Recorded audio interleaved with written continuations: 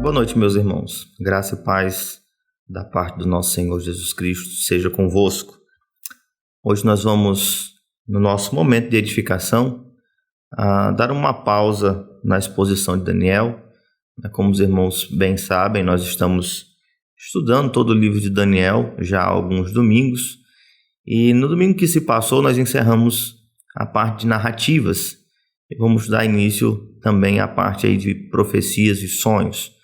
Mas, se os irmãos se recordam bem, na última mensagem que nós gravamos, no domingo que se passou, nós vimos um pouco sobre como depositar a nossa esperança e a nossa confiança em modelos de governo ou no próprio sistema legislativo ou nas leis. Crer no governo para a paz é equivocado, bem como crer nas leis feitas por homens para a justiça também como sendo algo equivocado. Nós vamos fazer uma pausa em Daniel por este domingo e nós vamos meditar na carta do apóstolo Paulo aos Romanos, no capítulo 13. Considerei oportuno nós nos aprofundarmos sobre essa temática, haja visto o momento em que vivemos, o presente momento de eleições e etc. E sempre surgem questionamentos sobre como o cristão deve se portar para com as suas autoridades, e é importante que nós dediquemos atenção a este tema, que é também importante. Tá? Romanos, no capítulo 13, nós vamos meditar nos primeiros versículos, nos 7 primeiros versículos desse texto. Tá? Romanos 13, de 1 a 7. Nós vamos fazer a leitura. Eu vou ler, peço que os irmãos acompanhem em suas Bíblias. Diz o seguinte a palavra do Senhor: todo homem esteja sujeito às autoridades superiores, porque não há autoridade que não proceda de Deus, e as autoridades que existem foram por ele instituídas. De modo que aquele que se opõe à autoridade resiste à ordenação de Deus, e os que resistem trarão sobre si mesmos condenação. Porque os magistrados não são para temor quando se faz o bem, e sim quando se faz o mal. Queres tu não temer a autoridade? Faze o bem e terás louvor dela, visto que a autoridade é ministro de Deus para teu bem. Entretanto, se fizeres o mal, teme, porque não é sem motivo que ela traz a espada, pois é ministro de Deus, vingador, para castigar o que pratica o mal. É necessário que lhe estejais sujeitos, não somente por causa do temor da punição, mas também por dever de consciência. Por esse motivo também pagais tributos, porque são ministros de Deus, atendendo constantemente a este serviço.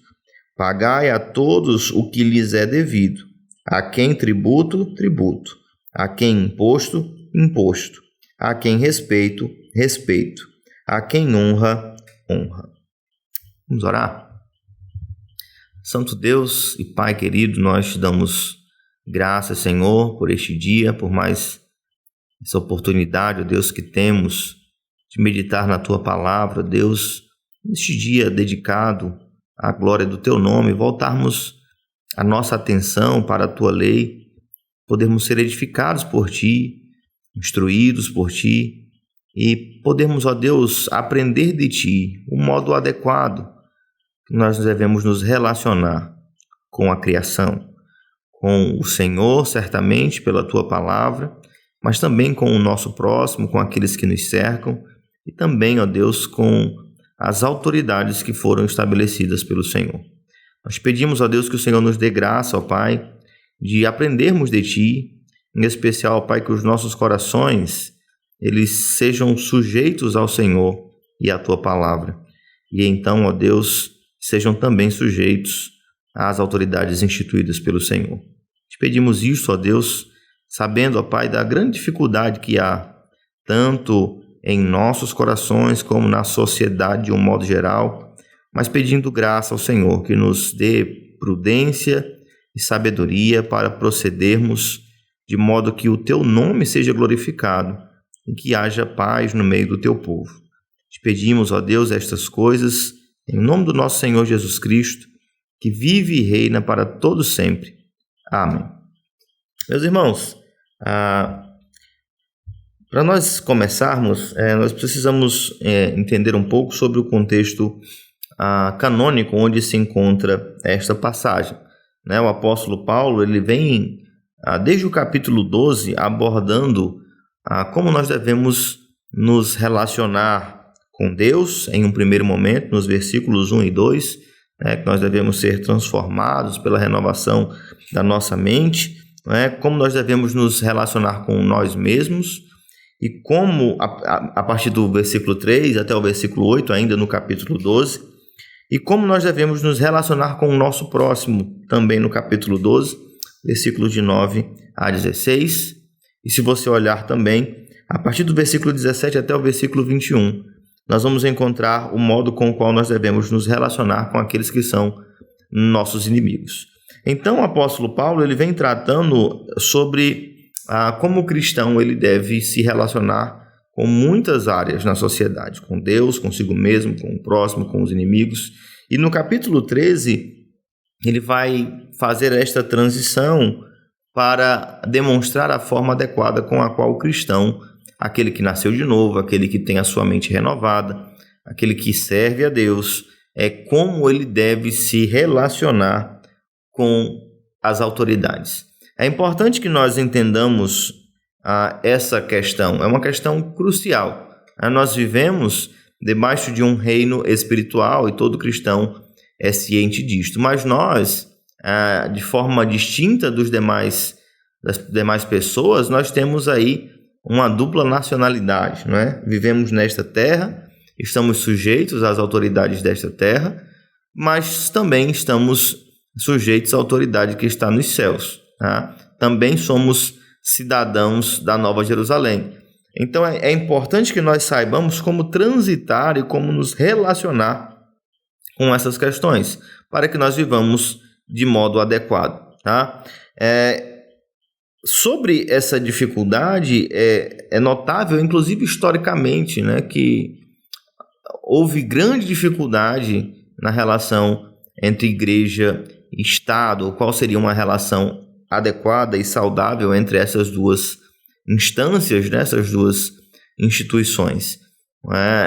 Muitas vezes nós vamos encontrar modelos que se demonstram claramente inadequados.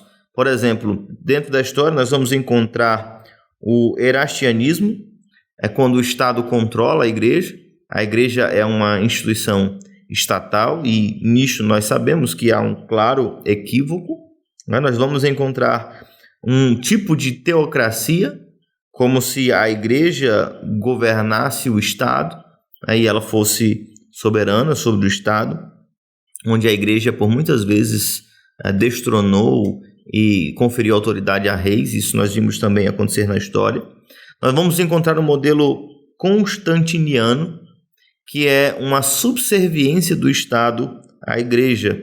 É um compromisso que o Estado tem com a igreja de favorecê-la, enquanto a igreja vai se harmonizar ali com as práticas do Estado, encobrindo e também fazendo com que a população não note as imperfeições do Estado. E nós teremos um modelo que certamente aparenta ser o mais adequado, que é a parceria. A igreja e o Estado, eles se reconhecem mutuamente e se incentivam para que cada um exerça as suas distintas responsabilidades dadas por Deus, sem que com isso haja um espírito de colaboração que fomente a prática da corrupção ou da imoralidade em qualquer das duas instâncias, mas sim uma colaboração contributiva para o bem da sociedade e para a glória de Deus. Por que é importante nós batermos nessa tecla também, meus irmãos? Porque, haja vista as situações em que nós vivemos, as circunstâncias atuais, não sei se eu posso dizer atuais, porque elas se perpetuam há tanto tempo, Nós sempre analisamos como sendo o presente, mas A corrupção ela está enraizada no nosso sistema de governo há muito, não é? Em tempos imemoráveis, certamente a corrupção é uma prática já presente nos modelos de governo. Tá? Mas é importante que nós tenhamos atenção quanto a isto, porque por conta desta relação dificultosa entre o cristão e o governo, nós temos posicionamentos equivocados sobre a relação e como ela deve funcionar. Tá? Existem pessoas dentro do meio evangélico que acreditam que o cristão ele deve ser um ser apolítico, não é? Que não se relaciona com política, que não se envolve com política, que não se interessa e não se importa com política. Há um ditado que eu não me recordo de quem, mas muito famoso, que diz que se os justos eles se calam, eles serão fatalmente governados pelos ímpios e pelos corruptos, não é? E é de fato uma verdade. Nós não somos apolíticos enquanto cristãos, e esse texto ele vai fundamentar este ponto de forma muito clara. Tá? O versículo 1 vai apresentar uma verdade inequívoca nas Escrituras, e como você se recorda do que nós temos aprendido durante toda a nossa caminhada no livro do profeta Daniel, o Senhor Deus ele se revela aos reis, às autoridades, e não apenas uma vez, mas apresenta a sua soberania no que diz respeito aos governos terrenos. É o Senhor que coloca reis e destitui reis. O Senhor entregou o poder na mão de Nabucodonosor. O Senhor passou o governo da mão de Jeoaquim a Nabucodonosor. Passou de Belsazar à mão do persa, né? Depois de Dario passou a Ciro. E fica evidente de que a autoridade que existe, ela é estabelecida pelo próprio Deus. Tá? A Escritura nos apresenta de forma clara que todos os governos e os poderes eles foram estabelecidos pelo próprio Deus. O versículo 1 vai deixar isso de forma ainda mais clara em Romanos, no capítulo 13, que diz: todo homem esteja sujeito às autoridades superiores, porque não há autoridade que não proceda de Deus, e as autoridades que existem foram por eles instituídas. Um modelo de governo não é defendido aqui especificamente, mas a existência da autoridade certamente é. Todo homem esteja sujeito às autoridades superiores. O contexto onde o apóstolo Paulo coloca essa questão envolve uma relação com os magistrados, não é especificamente com superiores que estão relacionados ao governo e ao Estado, ao governo civil. Mas se você se recorda bem, dentro dos princípios da lei de Deus, da lei moral, nós já vamos encontrar o Senhor firmando ali uma relação entre superiores e inferiores. O 5º mandamento, especificamente, ele vai falar sobre o dever de nós honrarmos ao nosso pai e à nossa mãe. É evidente pela própria constituição social, familiar, de que o Senhor ele planeja a sociedade para uma relação ordeira, e que haja governo, e que haja limites, e que existam autoridades e responsabilidades entre os superiores e inferiores. Não se esqueça que desde o Éden, na criação, o Senhor colocou Adão como cabeça sobre toda a criação. O Senhor deu a ele a responsabilidade de cuidar do jardim, de trabalhar nele, de preservá-lo, mas o colocou como cabeça sobre todo o jardim. Então fica difícil você tentar defender que o Senhor Deus ele é contrário a qualquer tipo de autoridade, ou que o Senhor tome todos os homens como iguais. É evidente que, do ponto de vista criacional, todos os homens são iguais e criados à imagem e semelhança de Deus.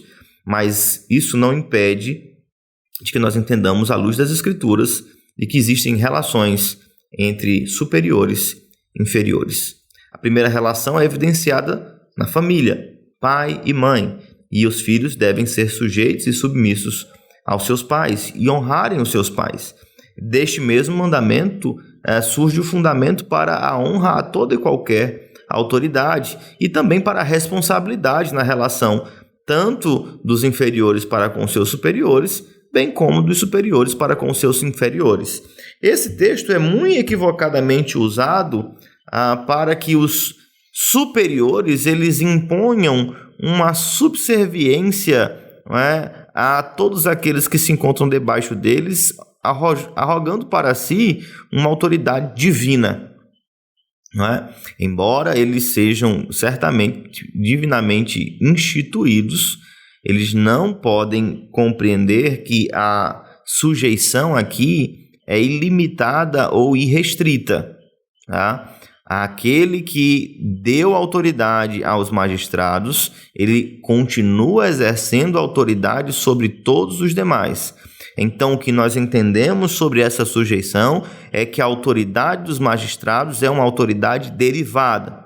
E da mesma forma com que aqueles que se encontram debaixo de autoridade, por causa do Senhor, se submetem à autoridade, todos aqueles que se encontram revestidos de autoridade também deveriam exercer a sua autoridade de maneira justa pelo mesmo motivo, por causa do Senhor. Assim como aqueles que se encontram debaixo do governo precisam entender a advertência do Senhor de não se opor ao seu governo, aqueles que governam precisam entender o seu papel, a sua vocação divinamente estabelecida e também se sujeitarem ao Senhor. Nós temos um soberano sobre todas as coisas e ele é Deus, não o governo, não o Estado. A autoridade é derivada. Nós nos sujeitamos ao Estado e às autoridades instituídas por causa do Senhor. Tá? Mas nós precisamos entender que esta autoridade ela não é irrestrita, ela não é ilimitada. Ela precisa também estar sujeita. Não é? Se diz o texto, todo homem esteja sujeito às autoridades superiores, você pode pensar sendo aí um servo ou apenas parte do povo, não faz parte do clero, nem do poder político. Então você lê esse texto e pensa, preciso me submeter às autoridades. Mas se o rei ler este texto, todo homem esteja sujeito às autoridades superiores, a autoridade acima do rei, é certo que há. Que autoridade é essa? O Senhor. Em última instância, todos os homens precisam se sujeitar a Deus, se sujeitar àquele que de fato é uma autoridade sobre todos os homens. Tá? Então você precisa entender de já que o Senhor, o nosso Deus, é um Deus de ordem e de decência. A partir desta primeira constatação, e tomando como base as observações que fiz sobre o Antigo Testamento, sobre o governo que ele se inicia no Éden, sobre como esse governo ele também é exercido na relação marital, como esse governo se estende à relação familiar e posteriormente como o Senhor conduz o seu povo sempre exercendo a liderança por meio de homens que eram divinamente instruídos, tanto uma liderança sacerdotal como em alguns momentos de forma harmônica, havendo um governo que era semelhante ao governo civil, como uma mediação, embora houvesse um sacerdócio.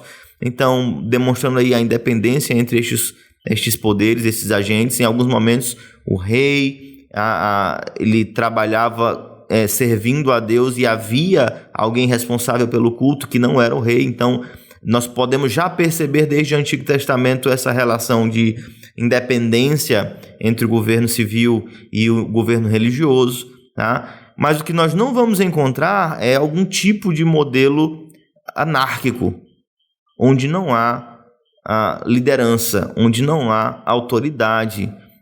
O modelo é sempre constituído de autoridade. O homem é o cabeça no seu lar, na sua esposa, havendo filhos, ele é o responsável, ele é o sacerdote, ele é aquele que provê, ele é aquele que protege. Então, o modelo divino, ele sempre envolve o governo. Tá? Entenda isso. O Senhor não é favorável a algum tipo de anarquia, onde não haja ordem.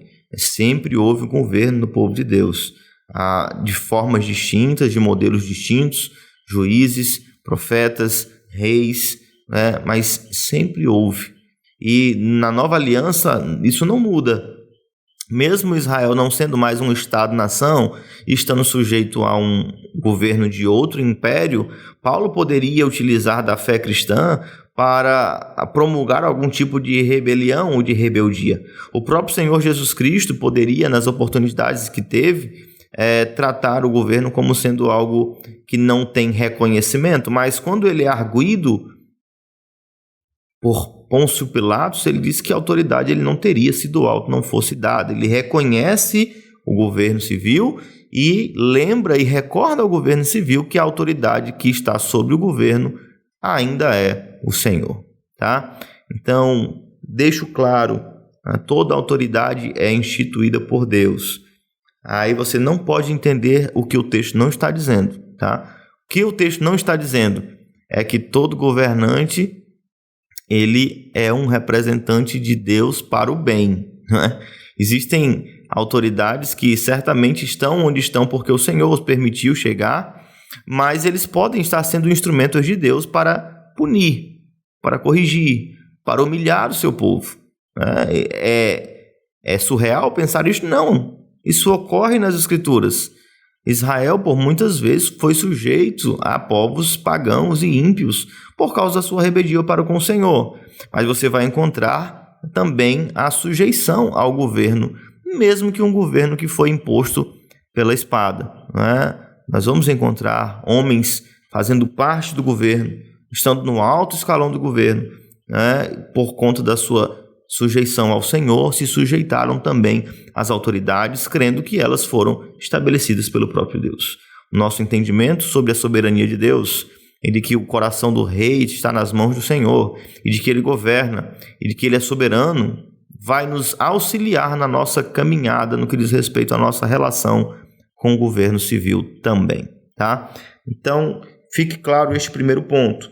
Toda autoridade é instituída por Deus, para o nosso bem ou também para o nosso mal. Mas nós devemos nos sujeitar a elas, tá? Estar sujeito é estar submisso a essas autoridades. Eu já disse aos irmãos que essa sujeição ela não é irrestrita nem ilimitada, justamente pelo aspecto da autoridade que está sobre estas autoridades instituídas. Todo homem precisa ser sujeito em especial ao Senhor, né? E em alguns aspectos, em algumas questões, nós podemos afirmar, como dizem os discípulos no Novo Testamento, importa agradar a Deus do que a homens. Nós encontramos também modelos bíblicos de insubmissão civil, encontramos. Exemplo, as parteiras hebreias, quando Faraó mandou que dessem cabo de todas as crianças, eles começaram a rejeitar a autoridade dele, porque ordenara algo que o Senhor abominava. Sadraque, Mesaque e Abednego, né? Nós lemos no texto de Daniel, quando foi ordenado um culto estatal, a adoração do imperador, eles se opuseram ao governo, embora estivessem sujeitos à autoridade. Quando o Estado, o governo civil, lança as suas mãos sobre aquilo que não lhe foi outorgado como autoridade, importa que o povo de Deus rejeite. Importa servir a Deus. Deus é o nosso Senhor. Nós fazemos parte de dois reinos, mas o reino que se sobrepõe, o reino ao qual nós somos chamados de embaixadores em nome de Cristo, é o reino espiritual, é o reino celestial, tá? Importa então que nós, nestes casos, nos oponhamos e denunciemos a iniquidade dos governos que foram estabelecidos, não é? É possível a rebelião contra o governo civil? Sim, desde que ele esteja intervindo naquilo que o Senhor nos ordenou a fazer. Por exemplo, se o culto for proibido, né? E nós tivemos um atrito que exigiu de nós neste ano a prudência e maturidade, não é?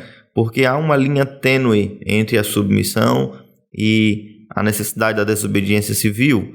E, por exemplo, nós tivemos a pandemia e houve até um decreto, embora o primeiro decreto que estabelecia aí o fechamento de todas as atividades, ele não apresentava de forma clara, né, no seu decreto a inclusão de igrejas, até porque a liberdade de culto é algo que é garantido pela Constituição, de forma verbal foi anunciado que as igrejas deveriam fechar. Muitas pessoas ficaram até ofendidas quando o conselho tomou a decisão de fechar os trabalhos por determinado tempo, não é? E o conselho já havia decidido antes mesmo de que o Estado houvesse se pronunciado na prefeitura municipal. Nós já havíamos reunido, já havíamos tomado essa decisão. Por quê? Porque nós estamos sujeitos, em primeiro lugar, à lei de Deus, não é? E entendendo que a sua lei ordena no 6º mandamento o dever de fazermos o que tiver ao nosso alcance para a preservação de vidas, nós achamos por bem tomar esta decisão. Mas seria um conflito, claro. O governo mandou fechar as igrejas. Ora, se a motivação é justa, nós nos sujeitamos à autoridade estabelecida por Deus. Se a motivação fosse outra, se agora o Estado se autodenominou um Estado ateu, ou laico, porque o pessoal confunde laico com ateu, né? O laico, a liberdade religiosa, não o ateu que extingue qualquer aspecto religioso. Mas se nós fôssemos proibidos de cultuar, de congregar, de nos reunir, como nós iríamos nos portar? Certamente é uma ocasião para a rebeldia, não é nem rebeldia, na verdade, de nós nos levantarmos contra a impiedade de um governo maligno, tá? Divinamente estabelecido, certamente, porque Deus é soberano. Mas se ele rompe os limites daquilo que o Senhor Deus ordena, nós temos liberdade para nos opormos a ele sem que estejamos pecando contra Deus neste aspecto, tá?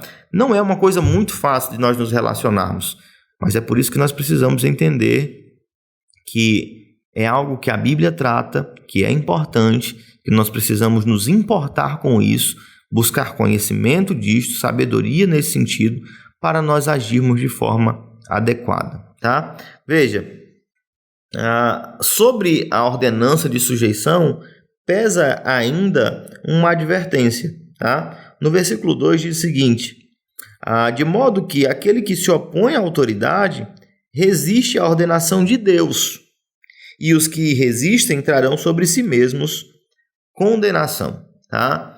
Há o dever de nós nos sujeitarmos às autoridades por causa do Senhor, porque a autoridade pertence ao Senhor, e o governo deve ser assim um instrumento nas mãos do Senhor, um subalterno ao Senhor, um servo do Senhor.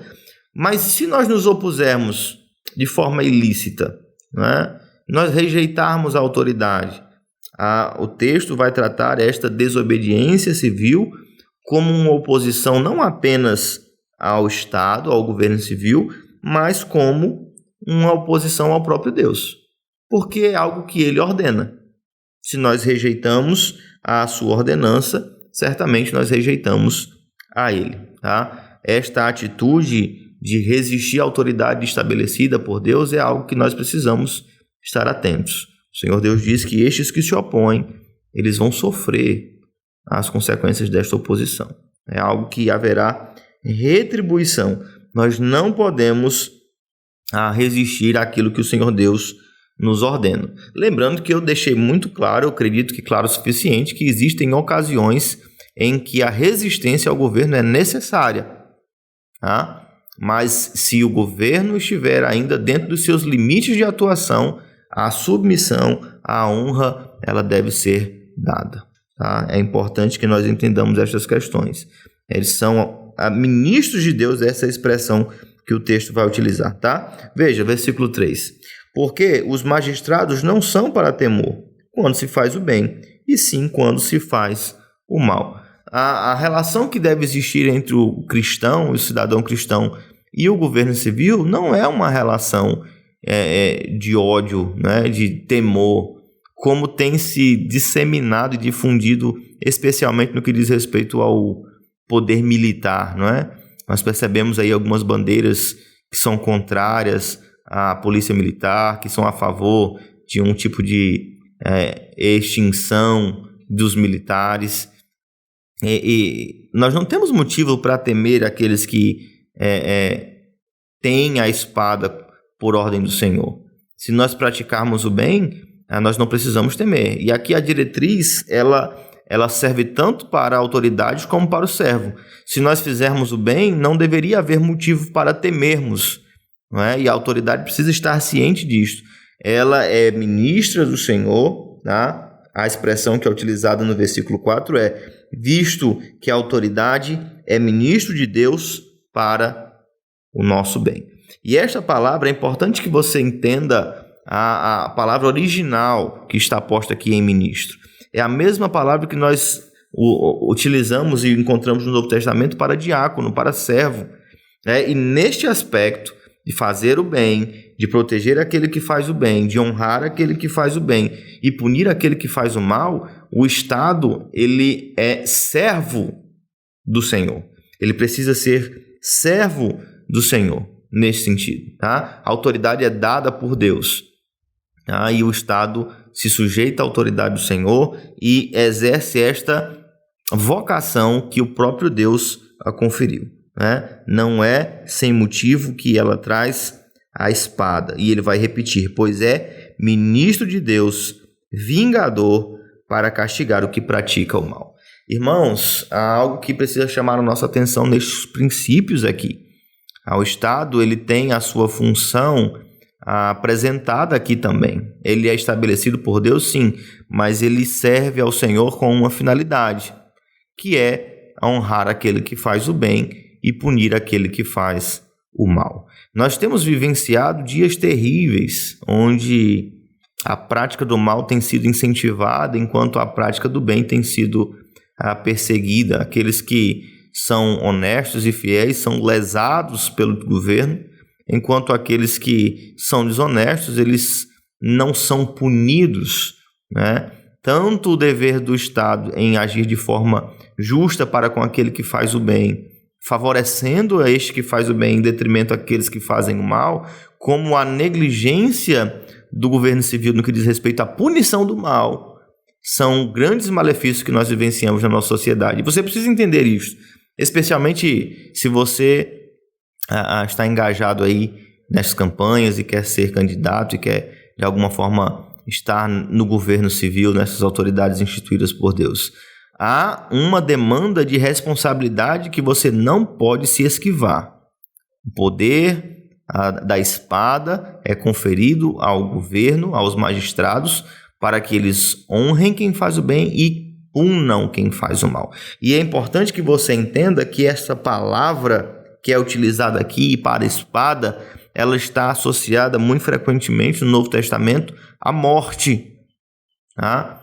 E nós vivemos em dias, inclusive, que o só se falar de sentenciar alguém à morte é algo que causa grandes discussões, mesmo no meio evangélico.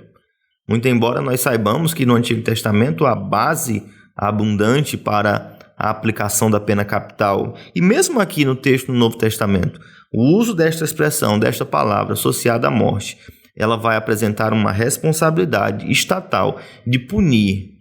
E mais, veja a expressão que é utilizada no final do versículo 4.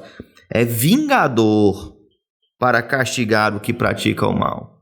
Há um dever do Estado em punir exemplarmente aqueles que praticam o mal. Curiosamente, ao cidadão, a pessoa, ao indivíduo, foi vetado o direito de vingança. Nós não somos encorajados a nos vingarmos, embora a Escritura mantenha de forma clara o direito à legítima defesa, a vingança ela não é incentivada nas Escrituras.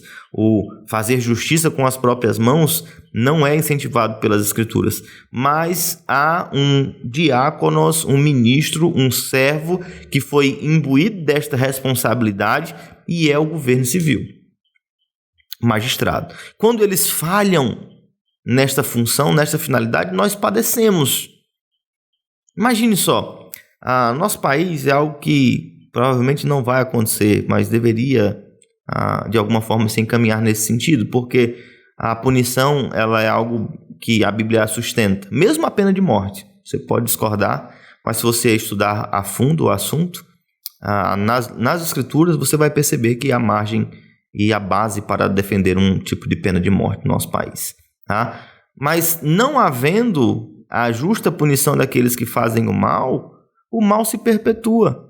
E os magistrados, eles têm parte de culpa nisso? Tem sim.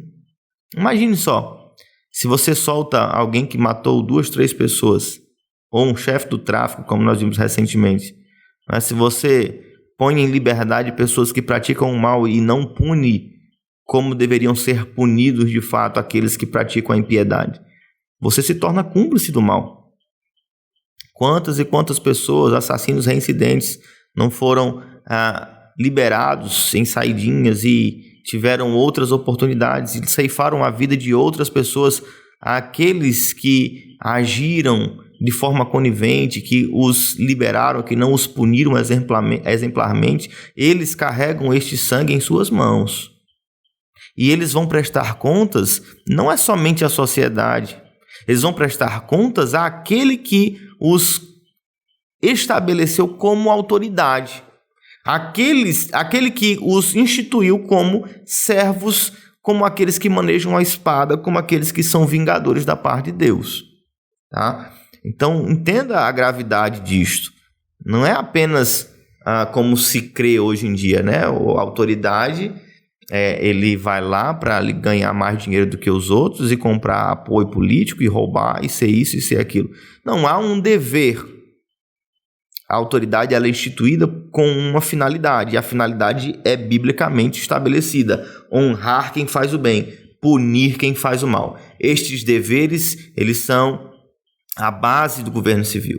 Eles foram estabelecidos para isso. Se o governo civil onera os seus súditos com altos impostos injustificáveis, impostos que não são de fato empregados no serviço, no uso que lhes é devido, ou é leniente com a prática da justiça, ou ausente, letárgico em exercer a correção àqueles que de fato devem ser punidos, eles falham como governantes, como autoridades. E certamente o Senhor, aquele que lhes conferiu autoridade, há de acertar as suas contas com eles. Né? Entenda isso. Ser revestido de autoridade é responsabilidade. Tá? É um privilégio, com certeza, mas é um privilégio de servir mais. Nós não podemos olhar para estes cargos, estas funções, como uma carreira, né? Como uma forma tão somente de se obter recurso, se aposentar, trabalhar pouco e ganhar muito. Isso, nós não fomos chamados para isso. Estes que foram vocacionados e que exercem essa autoridade, eles têm uma função e ela precisa ser cumprida. Tá? Entenda isso. Nós precisamos compreender esta verdade para que tenhamos de fato algum tipo de paz em algum tipo de governo saudável. Nós precisamos seguir a própria instrução da palavra de Deus. Aquele que dá autoridade, ele se revela. E os padrões morais que devem reger a sociedade, eles são biblicamente revelados e certamente estão também arraigados no coração de todo homem.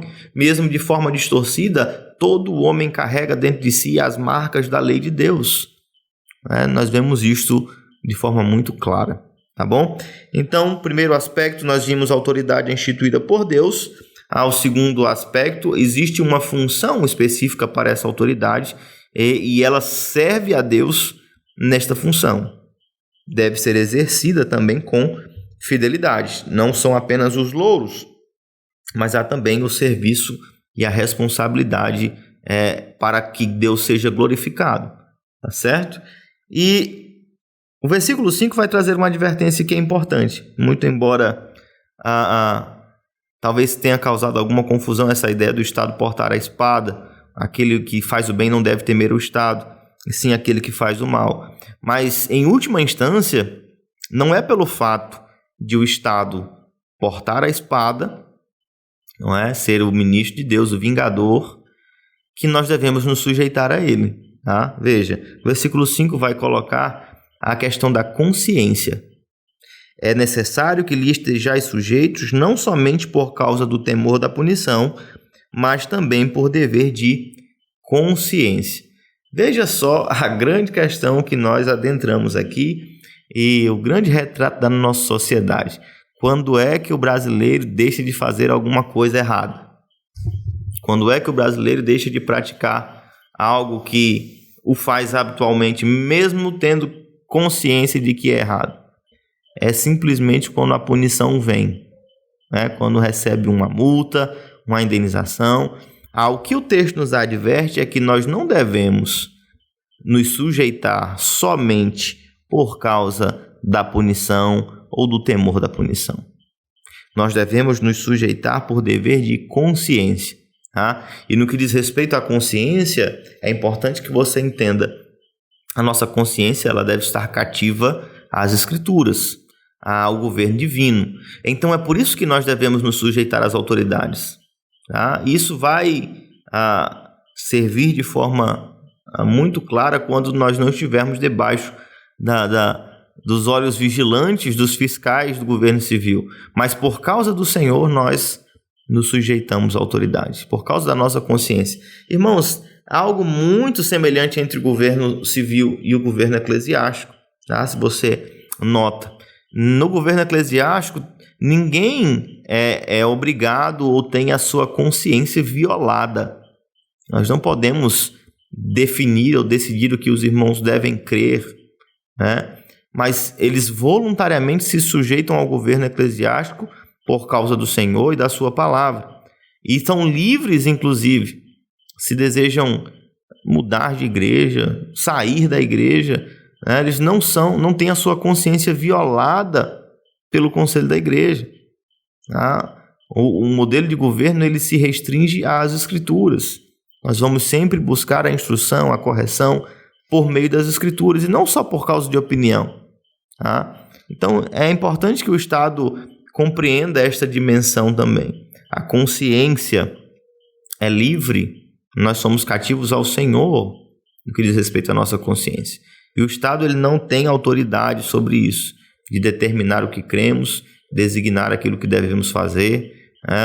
Nós somos cativos ao Senhor, como o Estado também deveria se portar de igual modo, como um servo do Senhor, para exercer a finalidade que foi divinamente estabelecida.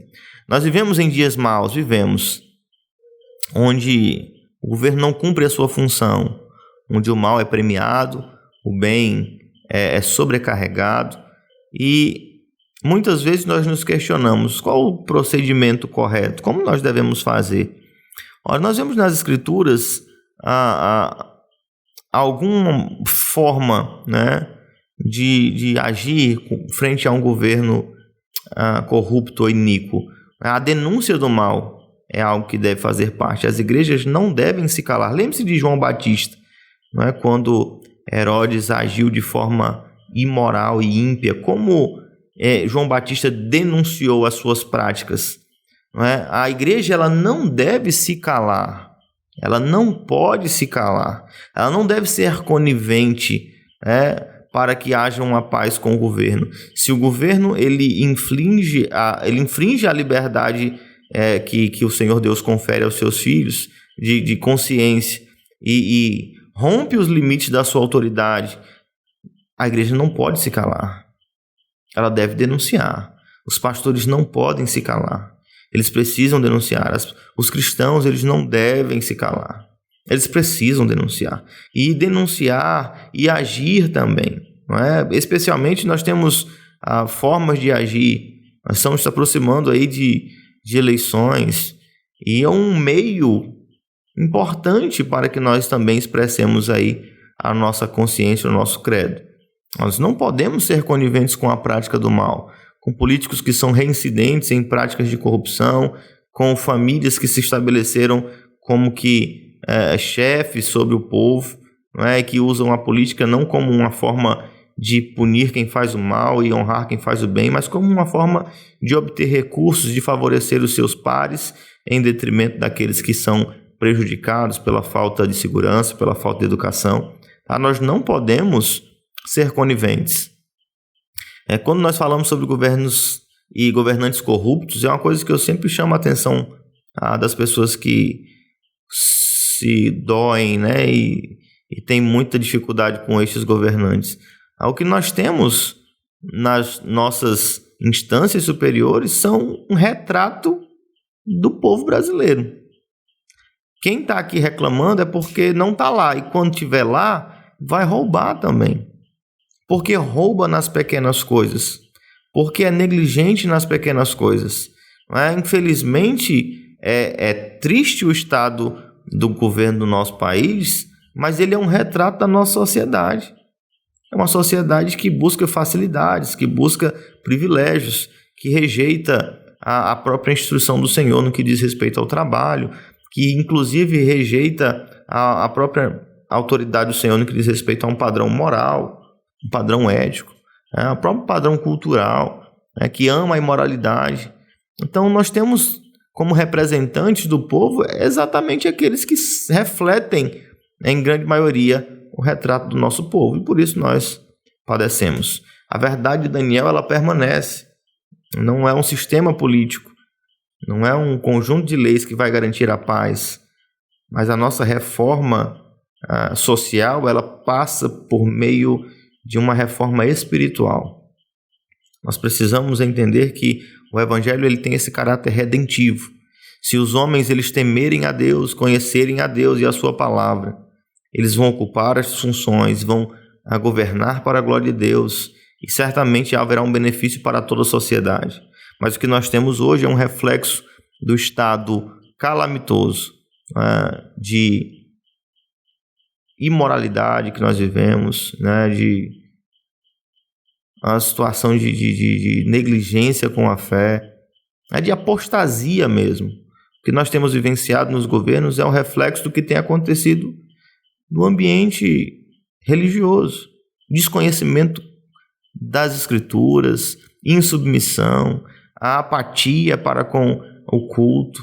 Nós vamos esperar dos ímpios um comportamento melhor do que aqueles que se professam justos?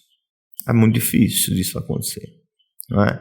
Então nós precisamos entender esta relação que há entre o Senhor, a sua igreja, e o Senhor e o Estado. Tá? Nós não podemos temer o governo somente pelo seu poder de punir, mas especialmente porque nós nos submetemos ao Senhor. Este mesmo modelo é apresentado nas Escrituras do Novo Testamento no que diz a respeito à relação de servos e senhores. Nós nos sujeitamos ao nosso Senhor por causa de Deus. Nós trabalhamos para a glória de Deus. Tá? E há um último aspecto no texto que eu preciso chamar a atenção dos irmãos também, que está nos versículos 6 e 7. Tá? O primeiro aspecto é que o governo é instituído por Deus. O segundo aspecto é que ele tem responsabilidades de defender o bem e punir o mal. E o terceiro aspecto que eu preciso chamar a atenção dos irmãos é sobre o nosso dever para com o Estado, tá? Inclusive de sustentá-lo. Tá? Parece estranho, mas o texto diz o seguinte, versículos 6 e 7. Por esse motivo também, que motivo é? Consciência, tá? O motivo não é o medo das punições, o motivo é consciência. Por esse motivo também pagais tributos, porque são ministros de Deus, atendendo constantemente a este serviço. Observe, passa aqui desapercebido, mas há um jogo de palavras aqui que é importante de ser observado. Como eu disse a vocês, o ministro que é apresentado no momento de exercer a justiça, a palavra é diáconos, de servo. O Estado é apresentado como um servo de Deus para honrar quem faz o bem e punir quem faz o mal. A palavra que é utilizada ministro aqui no versículo 6 já é outra palavra, que é traduzida como ministro.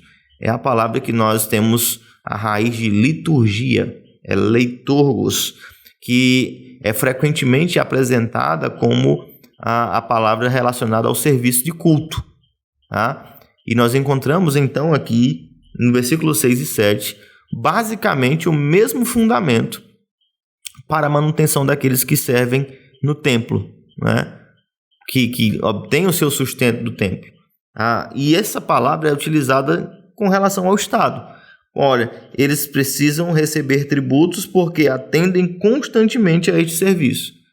Eles são imbuídos do Senhor por esta vocação, devem honrar com a sua vocação, fazer o que lhes foi ordenado pelo Senhor, e para isso é lícito que eles sejam sustentados. Versículo 7, pagai a todos o que lhes é devido, a quem tributo, tributo, a quem imposto, imposto, a quem respeito, respeito, a quem honra, honra.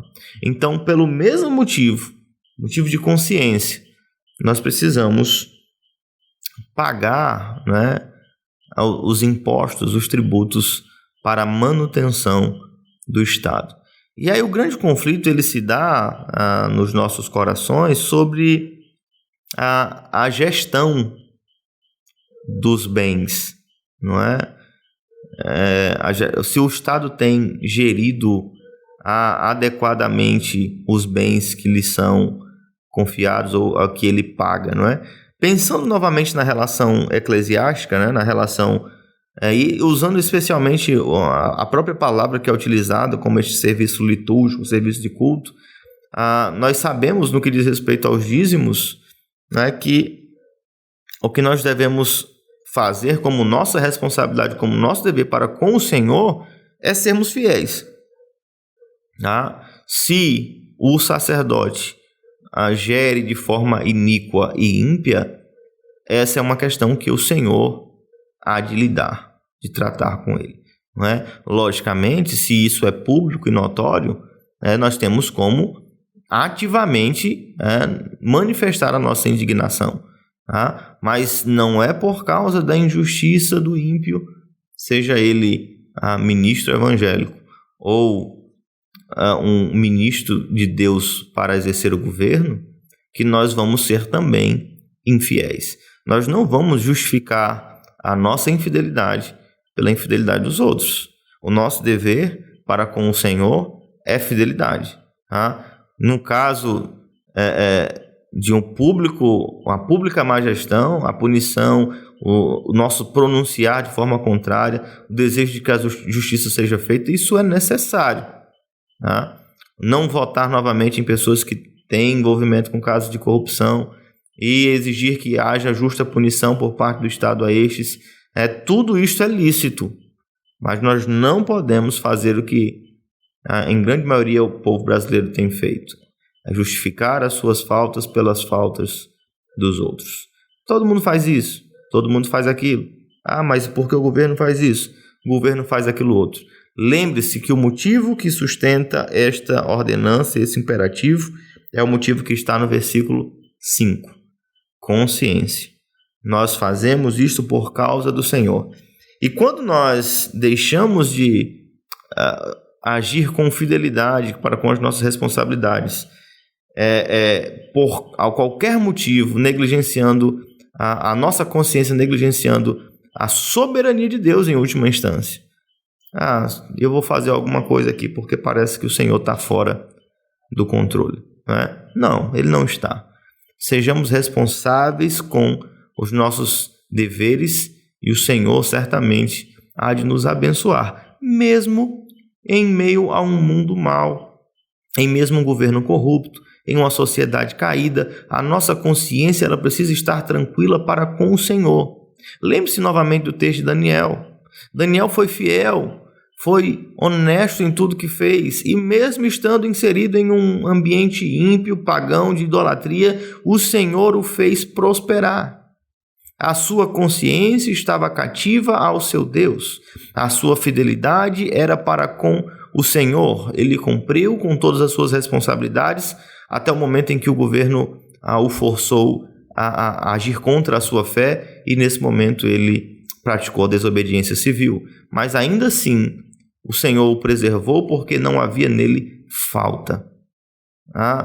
Imagine, a descrição que nós vimos sobre aqueles que tentaram incriminar Daniel é que era impossível encontrar algo de que acusá-lo, porque ele era fiel em tudo que fazia. Nós precisamos almejar esta mesma conduta, não por causa dos homens, não por causa das punições, mas por causa da nossa consciência, por causa do Senhor.